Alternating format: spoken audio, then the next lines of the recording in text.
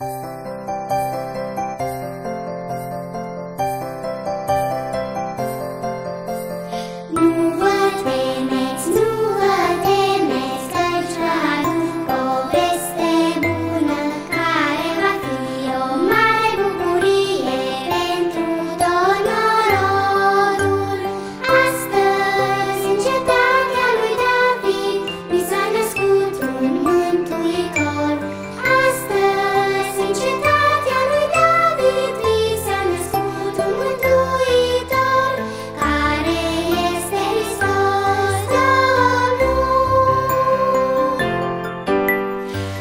vă temeți, nu vă temeți, căci vă aduc o veste bună, care va fi o mare bucurie pentru tot norodul.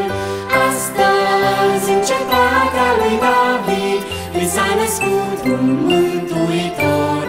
Astăzi, în cetatea lui David, îi s-a născut un mântuitor, care este Hristos.